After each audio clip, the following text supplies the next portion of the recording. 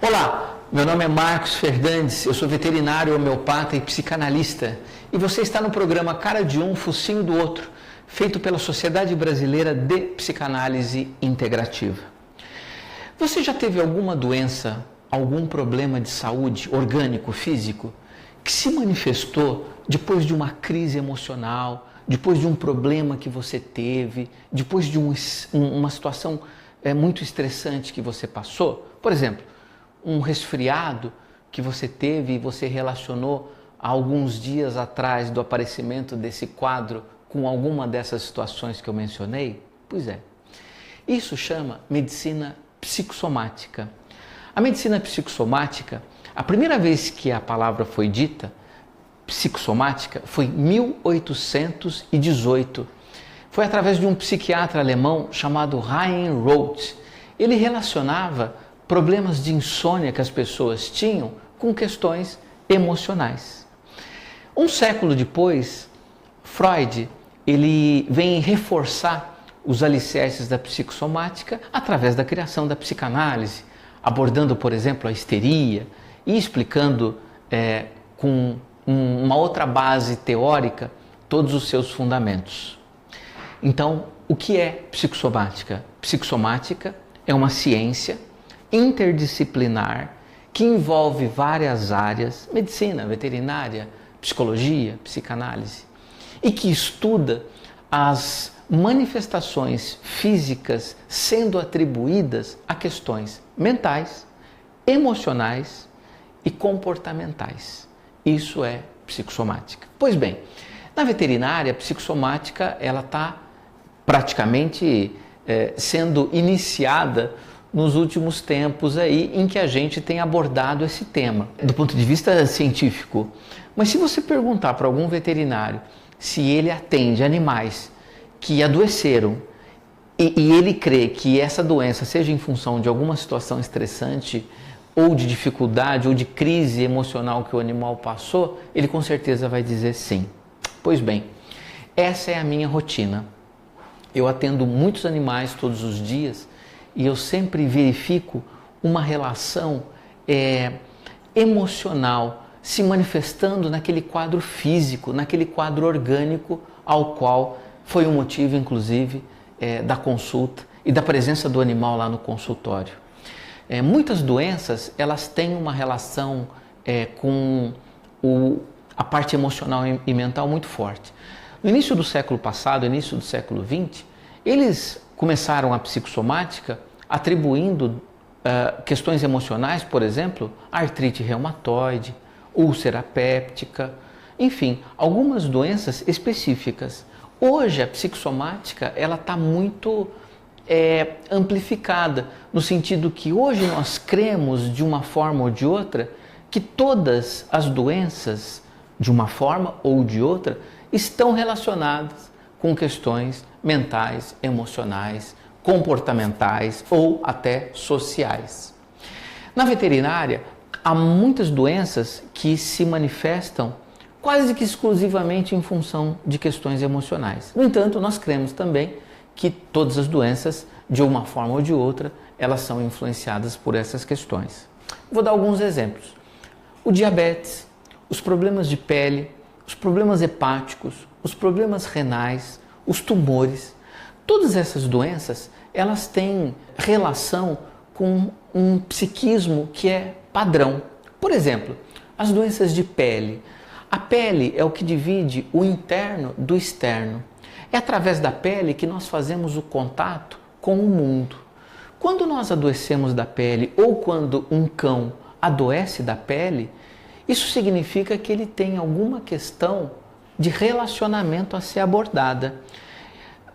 Qualquer cachorro que tem problema de pele tem como tema a questão relacionamento, né?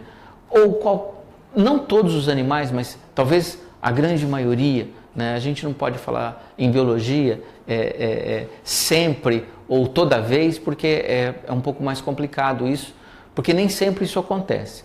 Então, normalmente as questões de pele em animais e em pessoas estão ligadas a questões de relacionamento. E sabe de uma coisa? Eu acho a psicossomática uma ciência muito importante na veterinária, muito mais importante que na própria medicina.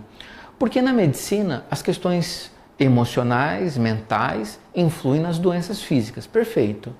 Na veterinária isso ocorre muito mais, de duas formas. O animal adoece ou a doença é agravada por questões emocionais diretamente ou indiretamente. Como é que é isso? Diretamente é quando o cachorro adoece em função de crises, de problemas emocionais que ele passou. Ele especificamente passou. O animal tomou uma surra, o animal foi abandonado, o animal foi rejeitado, o animal passou por um susto muito grande. Um exemplo, por exemplo, final do ano, né, nas festas de final de ano, de Réveillon, em que a cidade praticamente explode em fogos, tem animais que adoecem uma semana, 15 dias depois, organicamente, fisicamente, em função dessa situação que ele viveu. Então, o animal, ele adoece diretamente em relação às situações estressantes que ele passou, e ele adoece também, eu creio, indiretamente, quando os tutores têm questões emocionais, têm estresse, têm crises, têm traumas emocionais e eles passam isso para o animal permeável que é a essas emoções, a esses sentimentos, a essa energia, a esse magnetismo, não sei que nome dá, mas de alguma forma o que nós passamos emocionalmente acaba passando para os nossos animais de estimação. Então, todo o nosso psiquismo, todas as nossas questões, elas são somatizadas nos animais fisicamente, né? Usando aí um pleonasmo, né? Porque a somatização já é algo físico.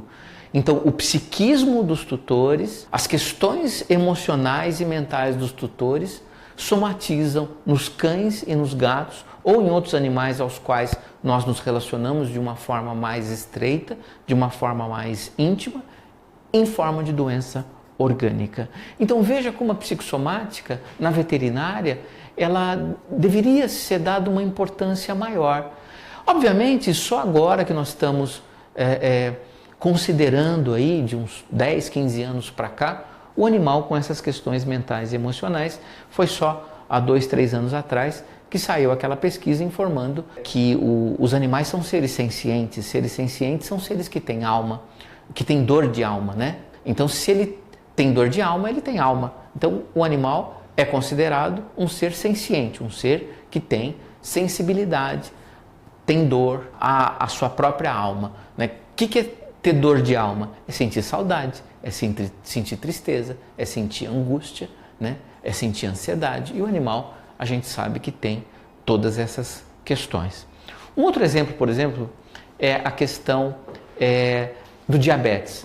Vamos considerar que o diabético é uma pessoa ou um animal que está numa condição adoentada do seu pâncreas, de uma glândula ao qual ele tem no organismo e produz um hormônio chamado insulina, que é responsável, entre aspas, pela digestão, pelo metabolismo dos carboidratos.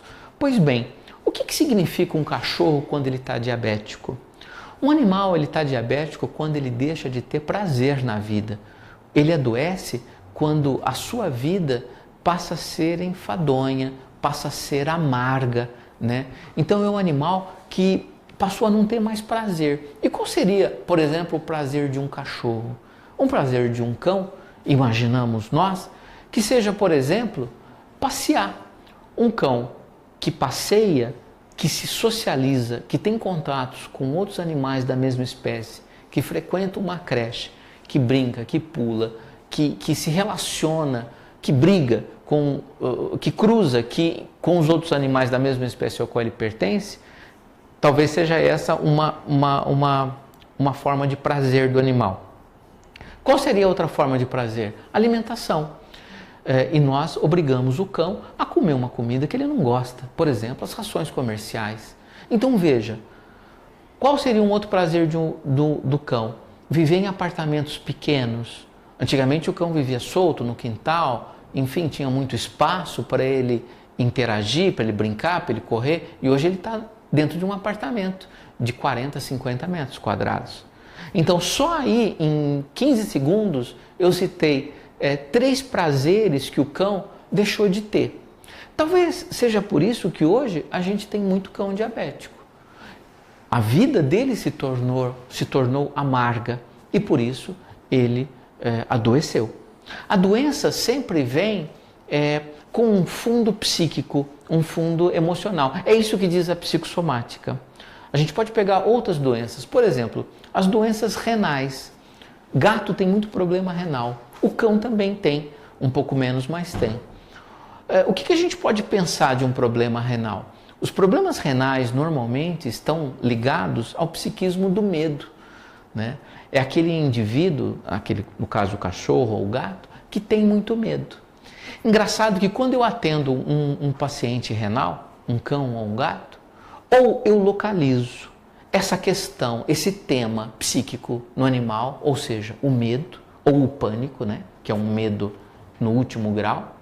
Então, ou eu localizo no animal, ou eu localizo em alguém na casa esse tema, essa questão. Normalmente eu localizo no tutor ao qual o animal está se identificando, está mais próximo, está numa relação de amor, uma relação de via de mão dupla. Ele se identifica, então ele se relaciona melhor, ele interage melhor com essa pessoa, né? Outro exemplo, problemas hepáticos. Os problemas no fígado, eles estão ligados à psicossomática da raiva, do ódio, da agressividade.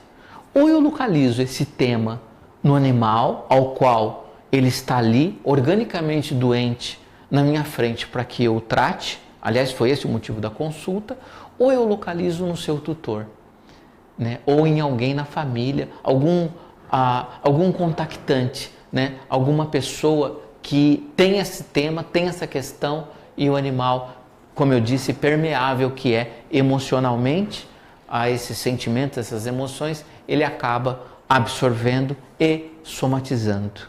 Os tumores de mama, né, em cadelas, muito comum. Os tumores de mama estão ligados a bloqueios afetivos, a mágoas que ou o animal tem ou o seu tutor tem. No caso do câncer especificamente, eu vejo uma relação mais próxima ainda do tutor com o animal, dele ser uma espécie de corresponsável pelo que está acontecendo no animal. É óbvio que ele não tem essa intenção, é lógico que esse é um processo inconsciente, né? Mas o câncer, ele está muito ligado a essas questões da ausência de perdão, da mágoa, do ressentimento. Esse é o tema do paciente oncológico. Obviamente, isso fica difícil de eu ou dos veterinários perceberem nos animais, porque existe uma questão de comunicação, nós não falamos com o animal, né? Ele fala com a gente, obviamente, da sua forma, mas nós não entendemos o que ele quer dizer.